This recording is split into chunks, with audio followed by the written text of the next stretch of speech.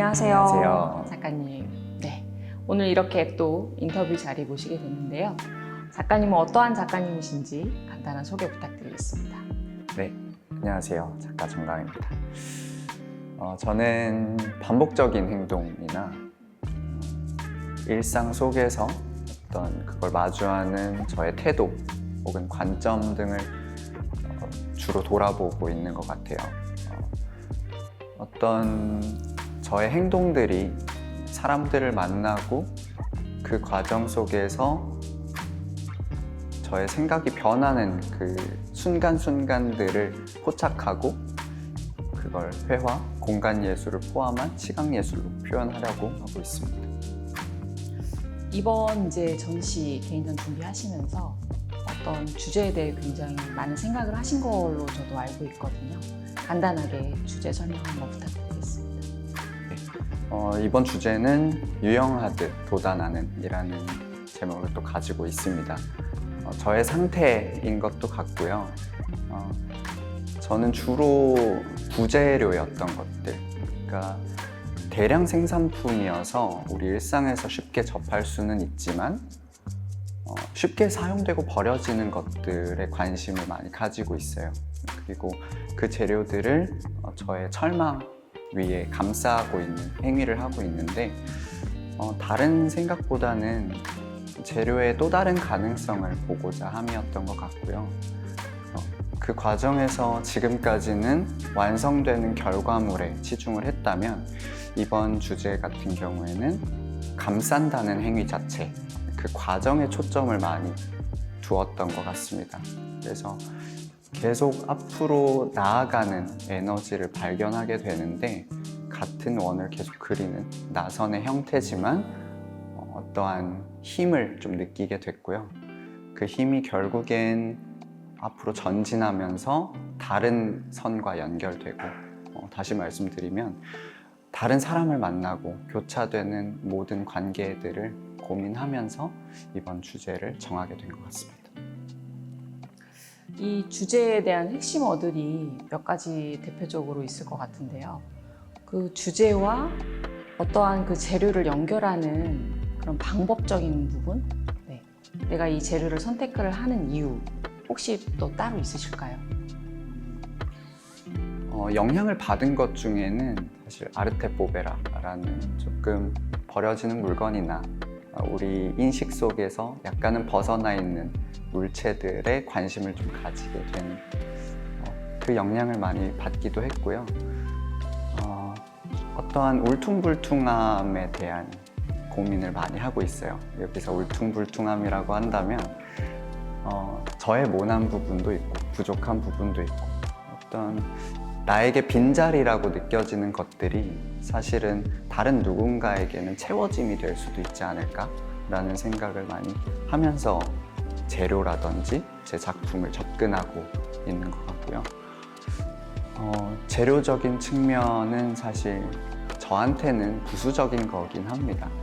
어떠한 재료를 사용하고 어떠한 형태가 나오든지 저는 작품이라는 걸 통해서 사람과 소통하기 위함이고 그 소통이 결국에는 좋은 관계망들을 형성한다는 생각으로 작품에 임하고 있습니다.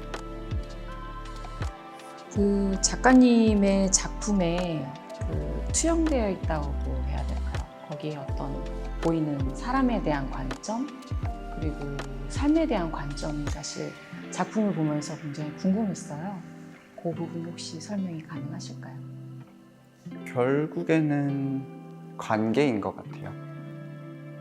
새로운 사람을 만날 수도 있고 같은 사람을 여러 번 만날 수도 있는데 나의 부족함이 누군가에겐 채워지고 그 채워짐을 통해서 그 너머를 볼 수 있다는 그 가능성이 저한테는 예술이라는 영역에서 가장 중요한 부분이고요. 매번 개인전이나 제 작품에 임하는 어떤 태도 자체가 조금은 조심스럽게 접근을 하고 있는 것 같아요, 저 스스로. 이게 어떻게 보여질까에 대한 고민보다는 지금의 내 상태를 어떻게 보여줄까? 이게 저한테는 가장 큰 고민이고 그게 사람과의 관계 속에서도 드러나게 되는 것 같아서 그래서 예술은 자기 표현이고 하나의 소통의 매개체라고 생각을 하고 있습니다. 그래서 유영하듯 도다 나는 이라는 주제 자체도 지금의 제 현재 상태라고 말씀드린 이유가 이런 관점에서였던 것 같습니다. 사실 이제 작가님이 작품을 어떻게 만드시는지를 전 옆에서 이제 봤단 말이죠. 근데 그 그물과 같은 어떤 네트, 그 작은 어떤 사이사이에 또 다른 어떤 재료를 계속해서 포일링하고 감아 나가는 그 작업이 굉장히 지금 텍스트로는 사실 작품 설명으로 표현을 하셨지만 앞으로 나아간다, 계속 나아가는 과정이다. 그 생각이 너무 멋지다는 생각을 했어요. 근데 이러한 반복적인 작업이 앞으로도 어떠한 작업으로 또 이어질지도 굉장히 궁금하거든요. 가까운 미래라든지 앞으로의 어떤 계획에 이러한 작업을 또 어떤 식으로 연결해 나가실지 한번 말씀해 주시면. 네, 지금까지는 계속 무언가를 감싸고 정적으로 움직이고 나의 어떤 활동 범위에서 크게 벗어나지 않은 상태로 제 작업을 해왔던 것 같아요. 그게 저 혼자만의 시간을 정돈하고 정리하는 데에는 굉장히 중요한 시간들이지만 앞으로는 정말 직접적으로 사람들과 소통하고 그 관계 속에서 공감할 수 있는 지점들을 계속 고민해 나갈 것 같고요. 지금 특히나 고민 중인 건 공간 예술이라고 하는 것이 저한테는 가장 큰 주안점이기도 합니다.